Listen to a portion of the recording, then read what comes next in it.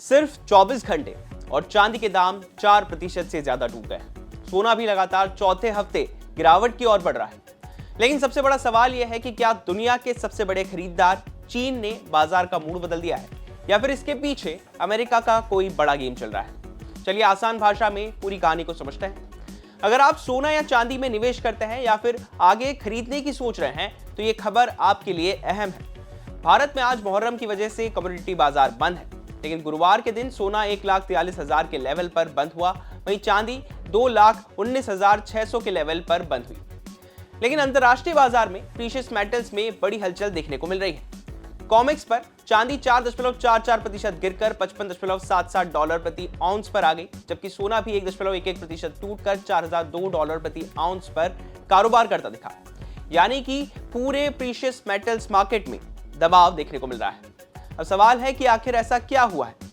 इस गिरावट की सबसे बड़ी वजह रॉयटर्स की एक रिपोर्ट को माना जा रहा है जो चीन से जुड़ी है।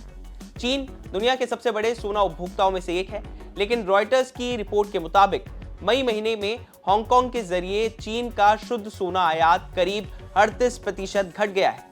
यानी दुनिया के सबसे बड़े खरीदारों में से एक की मांग अचानक कमजोर पड़ गई है। और जब इतने बड़े बाजार से मांग घटती है तो सबसे पहले दबाव सोने की कीमतों पर आता है। लेकिन सोना और चांदी के बाजार अक्सर साथ में चलते हैं। जब गोल्ड में बड़ी बिकवाली आती है तो कई निवेशक पूरे प्रीशियस मेटल सेक्टर में अपनी पोजीशन को घटा देते हैं। यही वजह है कि इस बार चांदी में गिरावट सोने से भी ज्यादा तेज रही है। लेकिन कहानी यहीं पर खत्म नहीं होती। दुनिया के दूसरी ओर एक और बड़ी वजह ने प्रीशियस मेटल्स पर दबाव डाला है और वो है अमेरिका की महंगाई। ताजा आंकड़ों के मुताबिक अमेरिका में महंगाई 3 साल में पहली बार 4% के ऊपर पहुंच गई है। इससे बाजार को डर है कि अमेरिकी केंद्रीय बैंक यानी कि फेडरल रिजर्व ब्याज दरें जल्दी कम नहीं करेगा, बल्कि जरूरत पड़ी तो उन्हें और बढ़ा सकता है। अब इसका असर समझिए।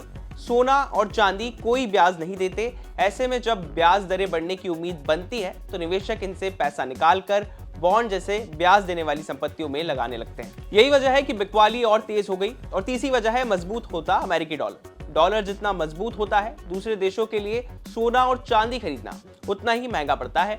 इससे मांग और कमजोर होती है। यानी एक तरफ चीन की कमजोर मांग, दूसरी तरफ अमेरिका की ब्याज दरों को लेकर अनिश्चितता और तीसरी तरफ डॉलर की चाल। यही 3 चीजें तय करेंगी कि सोना और चांदी यहां से संभलेंगे या फिर गिरावट का दौर और लंबा चलेगा। अब सवाल आपसे है कि क्या आपको लगता है ये गिरावट खरीदारी का मौका है या अभी थोड़ा इंतजार करना बेहतर हो सकता है। कमेंट में हमें अपनी राय जरूर दें और बिजनेस से जुड़ी बाकी तमाम खबरों के लिए आप देखते रहिए विस्तार।